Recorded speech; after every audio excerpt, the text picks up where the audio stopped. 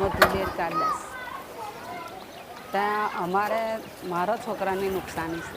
મારો છોકરો લઈને નીચે આ આરસીસી રોડ છે આ લોકો 12 ફૂટનો. અમને શું લેવા દેવા છે?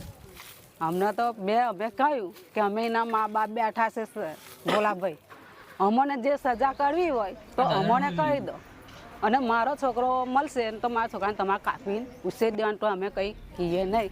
તો પછી એ લોકોએ ના માન્યું તો પછી અમે પોલીસ કેસથી લખવા. શું કર્યું તમારા ઘરોને લોકો? એ બધું મકાના તોડી કાઢ્યા. ના માન્યું. મેં કહ્યું કે મારું મકાન તોડો, પણ આ લોકોનું બાજુવાળાનું ના તોડ શકે. રાતે 9 વાગ્યા સુધી ને આખી રાત ચાલી, 12 વાગ્યા સુધી ચાલ્યું. મારું નામ પડિયાર રોહિત કુમાર ભૂપતસિંહ છે. આ તમારા ગામમાં જે ઘટના બની છે તેનું શું કારણ છે? આ એનું કારણ એક છે કે એ ફૂલમાળી સમાજ ને અમારા દરબાર સમાજની જે ઘટના બની છે એ પગલાં માટે અમે કરેલું છે. એ એકવાર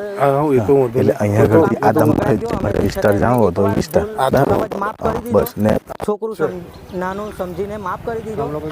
બધા આગળ નીકળી ગયેલા છે. સમજો આ ઓળી હળગાવવાની તકલીફ પડે, વાયર અમારે બાંધવા પડે.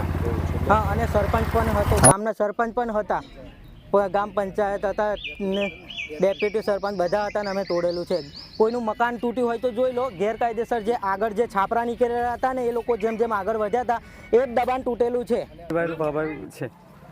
શું ઘટના બની છે અહીંયા? આ ઘટનાનો બનાવ એવો છે કે 2000 મહિના પહેલા એક અમારા ભત્રીજાએ એક બનાવ છે કે એ અમોને પણ અંજાન તરીકે જાણ નથી, આવી રીતની ઘટના બની છે. એના વિરુદ્ધના સંસદની અંદર આ લોકોએ અમારું મકાનનું તોડફોડ, જાજરા, બાથરૂમ બધું તોડીને એ કર્યું છે.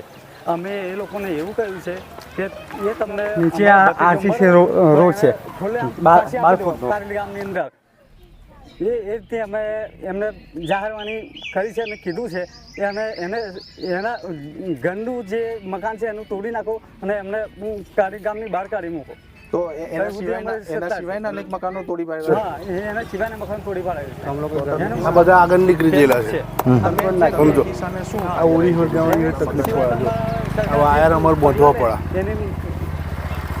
એની કાર્યવાહી તરીકે અમારે ઉભું રહેવું પડશે ને. પોલીસ ફરિયાદ કરી છે તમે? કરી છે પોલીસ ફરિયાદ.